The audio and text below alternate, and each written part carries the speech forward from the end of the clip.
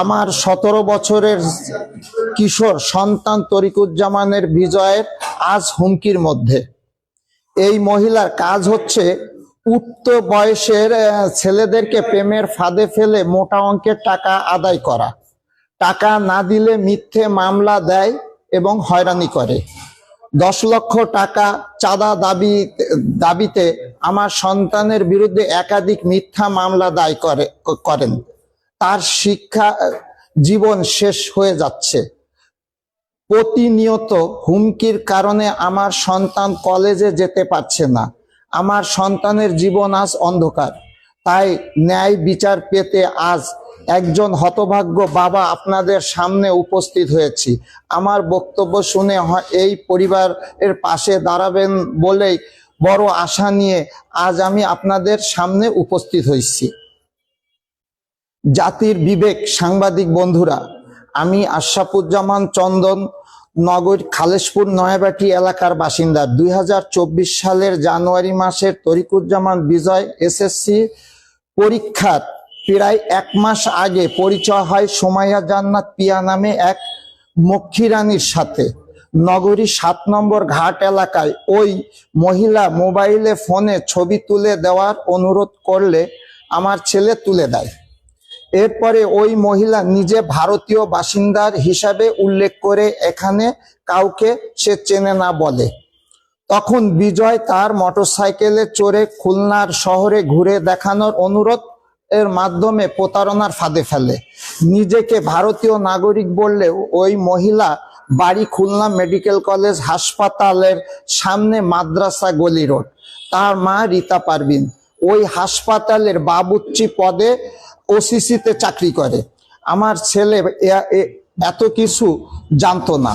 এইভাবে দিনের পর দিন মিথ্যা আশ্রয় নিয়ে আমার ছেলেকে প্রেমের ফাঁদে ফেলে। এক পর্যায়ে আমার ছেলে বিজয় মাদকাসক্তি হয়ে পড়ে। ওই মহিলা নিজেও একজন মাদকাসেবী। আমার ছেলেকেও কৌশলে মাদকাসক্তি করা হয়। ফলে প্রায় সময় আমার ছেলের বাড়িতে থাকতো না। সত্য সাহসী কলম সৈনিক বন্ধুরা, তখন আমার ছেলে খোঁজ না পেয়ে 2024 সালে 31 মে স্থায়ী থানায় জিডি নং 1773 করি। এই ঘটনায় 6 দিন পরে অর্থাৎ 6 জুন যশোর জেলা মনিরামপুর থেকে ওই মহিলা সহ আমার ছেলেকে উদ্ধার করা হয়। তখন আমার ছেলেকে স্বাভাবিক না থাকা দ্রুত খুলনায় এনে একটি মাদবা নির্মাণ কেন্দ্রে ভর্তি করি।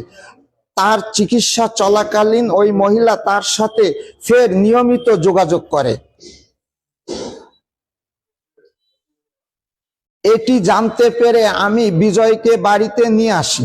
এই কিছুদিন পরে বিজয় তাবলিগে যাওয়ার কথা বলে। পরিবার থেকে সিদ্ধান্ত নিয়ে তাকে তাবলিগে পাঠায়। কিন্তু 26 জুলাই নিরালা মাকরাস মসজিদ থেকে তাবলিগ মসজিদ থেকে বিজয় নিখোঁজ হয়। ওই সময় দেশের পরিস্থিতি খারাপ থাকার কারণে সোনাডাঙ্গা থানা খালেশপুর থানায় গিয়ে আমি পুলিশের কোনো সহযোগিতা পাই না। তার লিখিত অভিযোগ গ্রহণও করিনি। ফলে আমার ছেলের সন্ধান চেয়ে ফেসবুকে আমি 50,000 টাকা পুরস্কারের একটি ঘোষণা করি। কয়েক মাস পর 2024 সালের 23 অক্টোবর জানতে পারি বিজয়কে কুষ্টিয়া কুমারখালী পান্টি বাজারে পাগলের মতো ঘুরছে। আমরা যখন বিজয়কে উদ্ধার করি তখন জানতে পারি ওই মহিলা বিজয়কে দর্শনায় নিয়ে গিয়ে মাদক পাচারের কাজ করাতো। সমাজের দর্শপূর্ণ সাংবাদিক ভাইরা, এখনই শেষ নয়। পরবর্তী ওই মহিলা ফেসবুকে আমার ছেলের নামে একটি ফেসবুক আইডি খোলে, এমটি বিজয় নামের। ওই ফেসবুকের আইডি থেকে আমাদেরকে আবর্জনা গালিগালা সহ 10 লক্ষ টাকা চাঁদা দাবি করে। আমি ওই টাকা দিতে অস্বীকৃতি জানালে মামলার ভয় দেখায়। এক পর্যায়ে ওই বছরে 10 অক্টোবর সোনাডাঙ্গা থানায় মিথ্যা ধর্ষণের মামলা দায় করে। ওই মামলায় উল্লেখ করা হয় যে ওই দিন বেলা 12টায় আমার ছেলে নাকি মহিলাকে ধর্ষণ করেছে।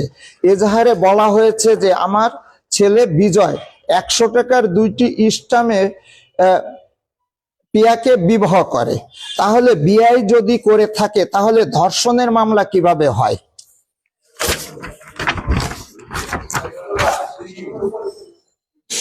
এই ইসলামের মূল কপি ওই মেয়ের কাছে। কি প্রতারণা কি কি বিয়ে হলে কি ধর্ষণ মামলা হয় কিভাবে, আর এসআই খালেদ কিভাবে এই মিথ্যা মামলা গ্রহণ করলেন? তাই খালেদ আমাদেরকে থানায় ডেকে পাঠায়, তখন বিজয়কে থানায় হাজতে ঢুকিয়ে পরের দিন 5 নভেম্বর সুমাইয়া জান্নাতে পিয়ার দায় করা মিথ্যা ধর্ষণ মামলায় দিয়ে তাকে চালান দেয়। পরবর্তীতে রিমান্ডে এনে আমার ছেলেকে মারধর করার হুমকি দিয়ে আমার কাছ থেকে মোটা অঙ্কের টাকা নেয়। ওই মামলায় 3.5 মাস কারাবাস থাকার পরে হাইকোর্ট থেকে জামিনে মুক্তি করে বাড়িতে নিয়ে আসি। এরপরে ওই মহিলা চলতি বছরের 18 ফেব্রুয়ারি মুখ্য মহানগর হাকিম আদালতে আরেকটি মামলা দায় করে। মিথ্যে মামলা ওই মহিলার মারধরের অভিযোগ আনা হয়। এরপরে খুলনা জজ কোর্টে লিগাল এইডসে অভিযোগ করা হলে আমাদের দুই পক্ষকে ডেকে কথা বলে। এই সময় সুমাইয়া জান্নাত পিয়া আরো মামলা করবে না বলে অঙ্গীকার স্বাক্ষর করে। প্রিয় বন্ধুরা, সবচেয়ে আশ্চর্যের বিষয় হচ্ছে সুমাইয়া জান্নাত পিয়া কথিত বাবা হানিফ মিয়া বাদী হইয়া 2024 সালের 10 অক্টোবর চুয়াডাঙ্গা আদালতে আমার ছেলের বিরুদ্ধে আরেকটি মামলা দায় করে। মিথ্যা মামলা বলা হইলে যে বিদেশে যাওয়ার কথা বলে বিজয় তার কাছ থেকে 4 লক্ষ টাকা নিয়েছে। ওই মামলায় 4 লক্ষ টাকা নেওয়ার সময় দেখানো হয়েছে বেলা 10টায়। আবার ধর্ষণ মামলায়ও দেখানো হয়েছে অক্টোবরের 12টায়। এখন সাংবাদিক ভাই আপনাদের বলবো হচ্ছে যে আমার ছেলে চুয়াডাঙ্গায় 4 লক্ষ টাকা নিয়ে 10 অক্টোবরে সকাল 10টায়, আবার আরেকটি মামলায় বলা হচ্ছে ধর্ষণের ঘটনাও 10 অক্টোবর বেলা 12টায়। খুলনা বাদীর বাড়ি। এখন আমাদের প্রশ্ন হচ্ছে চুয়াডাঙ্গা আলমডাঙ্গা থেকে 2.5 ঘন্টায় খুলনায় এসে ধর্ষণ করা সম্ভব? ওই মক্ষীরানী এইভাবে আমার ছেলের জীবনকে নষ্ট করছে। আমরা জানতে পেরেছি সম্পত্তি সোনাডাঙ্গা থানার ওই মহিলা আমার ছেলের নামে আরো একটি অভিযোগ দিয়েছে। 10 লক্ষ টাকা চাঁদা দেওয়া না পর্যন্ত ওই মহিলা আমাদের হয়রানি করবে বলেই হুমকি যাচ্ছে। মিথ্যা ধর্ষণের মামলা সাজিয়ে মানববন্ধন করে দৃষ্টিভঙ্গি অন্যদিকে নেওয়ার কৌশল করলে ছাড়িনি। ওই মহিলা প্রতিনিয়ত আমাদের হুমকি দেওয়া হচ্ছে। সমাজের আলোকিত সাংবাদিক বন্ধুরা, মক্ষীরানী সুমাইয়া জান্নাত পিয়া মা রীতা পারভিন একাধিক বিয়ে রয়েছে। আমরা তার মায়ের 3টি বিয়ের খবর জানতে পেরেছি। এছাড়া মক্ষীরানী সুমাইয়া জান্নাত পিয়ার এই পর্যন্ত 4টি বিয়ের খবর পাওয়া গেছে। আশরাফুল আলম নামের এক ব্যক্তিকে 2024 সালে বিয়ে করে। এরপরে তার কাছ থেকে সয় সম্পত্তি আত্মসাৎ করে তাকে তালাক দিয়ে আশরাফুলকে জেলও খাটায়।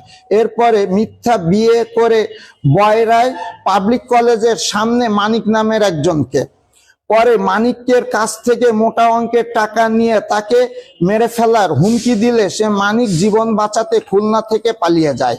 এরপরে মক্ষীরানী পিয়া বিয়ে করার বয়রার এলাকায় শিবলু নামে তার সাথে বনিবনা না হওয়ায় পেটে বাচ্চা আছে বলে চাপ দিতে লাগলে শিবলুর কাছ থেকেও টাকা নেয়, 10 লক্ষ টাকা হাতিয়ে নেয়। এরপরে বিয়ে করার টুটপাড়া এলাকার মাদক বিক্রেতা জিতুকে, তাকেও তালাক দেয়। এইভাবে একের পর এক বিয়ে করে অর্থ করি হাতিয়ে নিয়ে তালাক দিয়ে নতুন মক্কেল ধরে এই আলোচিত মক্ষীরানী সুমাইয়া জান্নাত পিয়া। এই মহিলার 2টি জন্ম সনদ রয়েছে। একটি তার জন্ম সনদে রয়েছে 1993 সালে, আরেকটিতে রয়েছে 2003 সালে। জালিয়াতি করে জন্ম সনদ দেখিয়ে একাধিক বিয়ে করে প্রতারণা। আমি আপনাদের মাধ্যমে মক্ষী রানীর প্রতারণা থেকে আমার ছেলেকে মুক্ত করা এবং আপনাদের সহযোগিতা কামনা করছি। আমি আমাদের মধ্যে এই মক্ষী রানীর প্রতারণার বন্ধে অতিশত গ্রেপ্তার দাবি জানাচ্ছি। এই মহিলার গ্রেপ্তার করে আইনের আওতায় না আনা হলে অনেক পরিবার ধ্বংস হয়ে যাবে। এতক্ষণই ধৈর্য ধরে আমার বক্তব্য শোনার জন্য আপনাদের কাছে কৃতজ্ঞতা প্রকাশ করে শেষ করছি। সকলকে ধন্যবাদ।